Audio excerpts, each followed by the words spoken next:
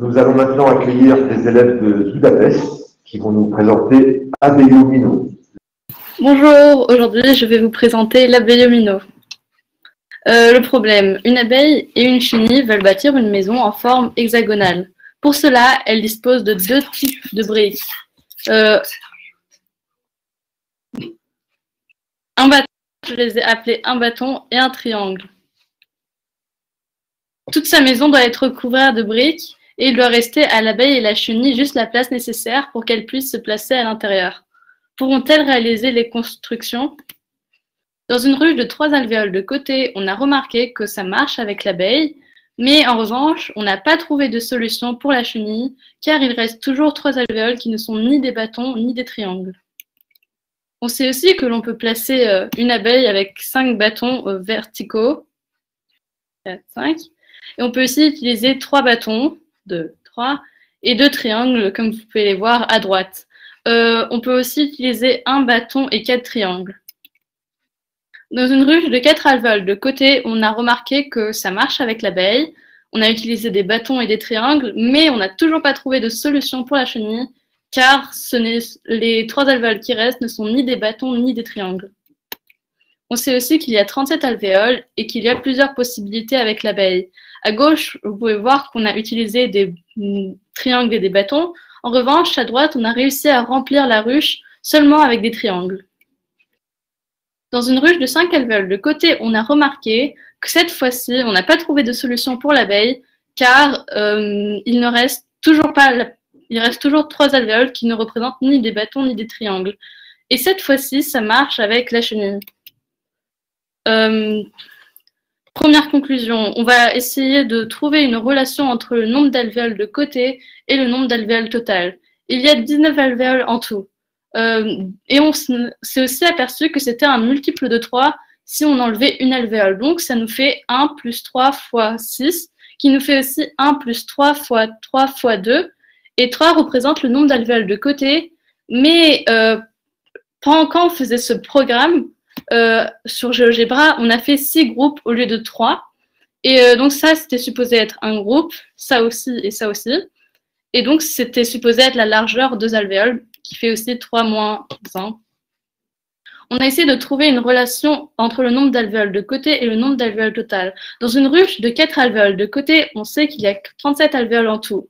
Et on sait aussi, cette fois-ci, que c'est un multiple de 3 si on enlève une alvéole. Ce qui nous fait 1 plus 3 fois 12, qui nous fait aussi 1 plus 3 fois 4 fois 12. Et 4 représente le nombre de côtés d'alvéoles dans la ruche.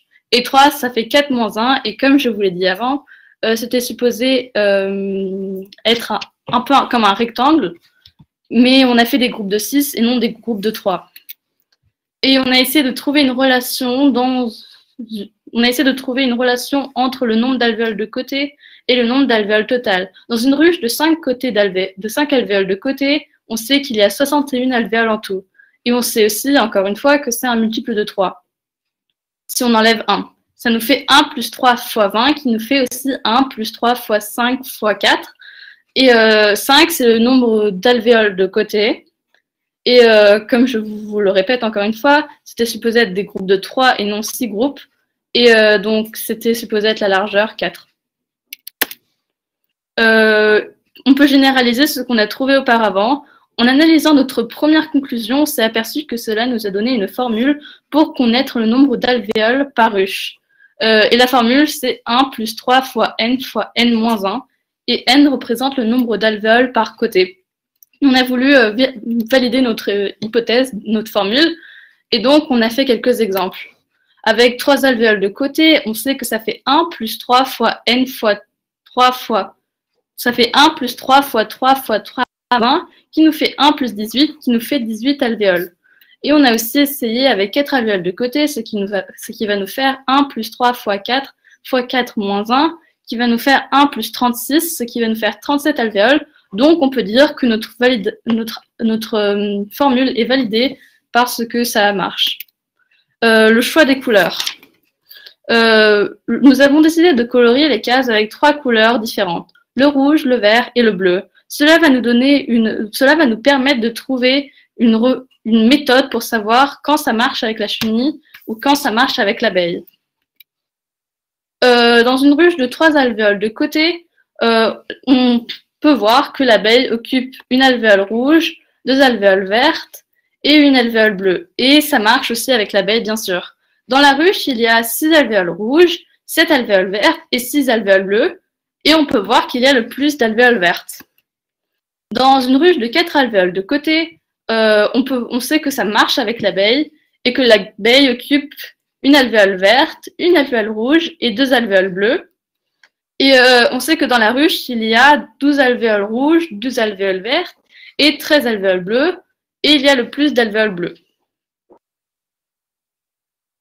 Dans une ruche de 5 alvéoles de côté, on voit que la chenille occupe seulement 2 couleurs, le rouge et le bleu. De ce fait, il ne reste plus que 19 alvéoles rouges, 19 alvéoles vertes et 19 alvéoles bleues, même si on sait qu'au départ, dans la ruche, il y avait 21 alvéoles rouges, 19 alvéoles vertes et 21 alvéoles bleues. Il y a le moins d'alvéoles vertes. On va utiliser nos hypothèses précédentes avec un N plus grand pour voir quand ça marche avec l'abeille ou quand ça marche avec la chenille. On va faire un exemple. N est égal à 7. On utilise la formule 1 plus 3 fois n moins 1 pour calculer le nombre total d'alvéoles, ce qui va nous faire 1 plus 3 fois 7 fois 6, ce qui va nous faire en tout 127 alvéoles. On peut savoir si ça marche avec l'abeille ou la chenille. Donc, on va diviser 127 par 3, ce qui va nous dire que 127, ça fait 43 fois 3 plus 1. Et donc, ça veut dire que ça va faire 42 plus 42 plus 42, 42 plus 42 plus 43, et donc on pourra placer une abeille dans la ruche, car si les deux nombres qui sont égaux sont inférieurs au nombre qui est tout seul, alors là, on peut mettre une abeille. En conclusion, pour connaître le nombre d'alvéoles par ruche, on a utilisé cette formule. 1 plus 3 fois n moins 1, et pour savoir si ça marche avec l'abeille ou la chenille, on utilise la division euclidienne, de 1 plus 3 fois n moins 1 par 3.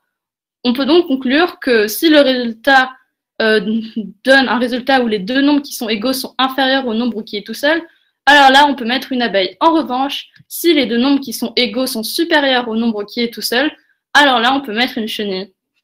Merci de m'avoir écouté.